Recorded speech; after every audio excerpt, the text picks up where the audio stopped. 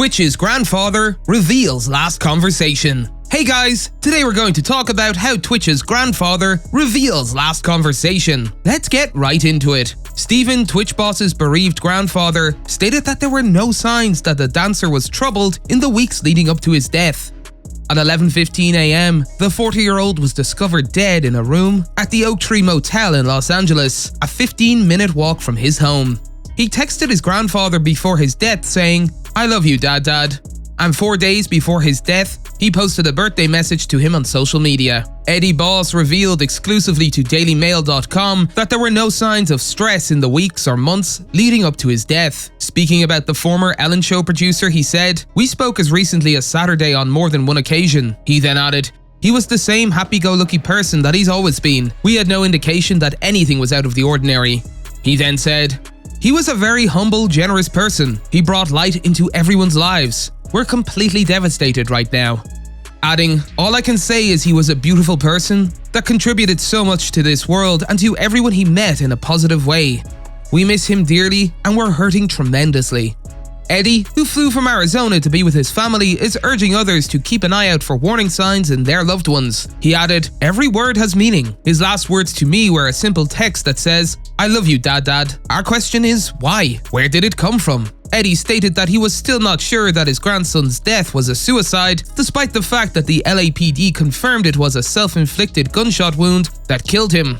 According to a spokesman, the case has been turned over to the Los Angeles County Coroner's Office. 3 days before shooting himself in the head, Boss had celebrated his wedding anniversary with wife Allison Holker.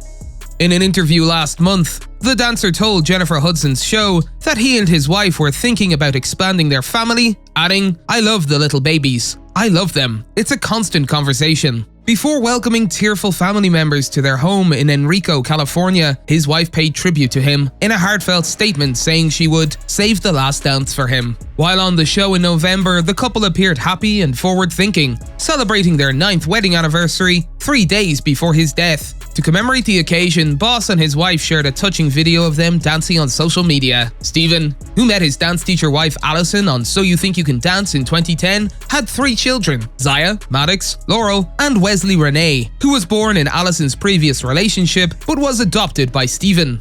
The suicide has cast a pall over Wesley's bright future, as she is set to attend Notre Dame University with the class of 2026, according to a sign on the family's front lawn. She also plays soccer for her school, models sportswear, and is a young influencer for brands such as Dick's Sporting Goods, which her parents manage. Ellen DeGeneres described him as her family and pure love and light, and said she was heartbroken. The star said, "I will miss him. Please send your love and support to Allison and his beautiful children Wesley, Maddox, and Zaya." According to motel staff, a maid discovered the DJ's body while performing a welfare check after he failed to check out on time. He checked into the motel under his own name on Monday and was not discovered until the next morning.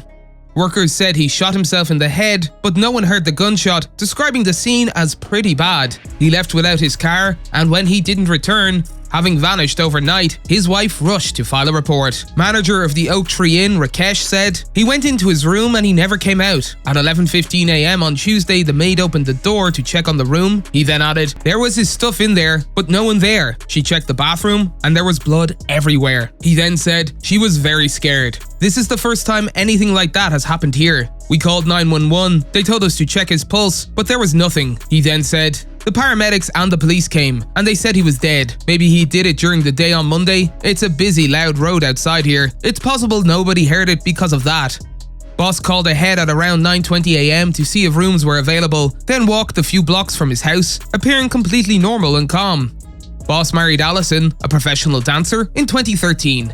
And they co-hosted Disney's Fairy Tale Weddings on Disney+, and from 2014 to 2022, he worked on Ellen's show and was promoted to executive producer in 2020. Allison said in a statement to People, "It is with the heaviest of hearts that I have to share that my husband Steven has left us. Steven lit up every room he stepped into. He valued family and friends and community above all else, and leading with love and light was everything to him. He was the backbone of our family, the best husband and father, and an inspiration to his fans." She then added, "To say he left a legacy would be an understatement, and his positive impact will continue to be felt.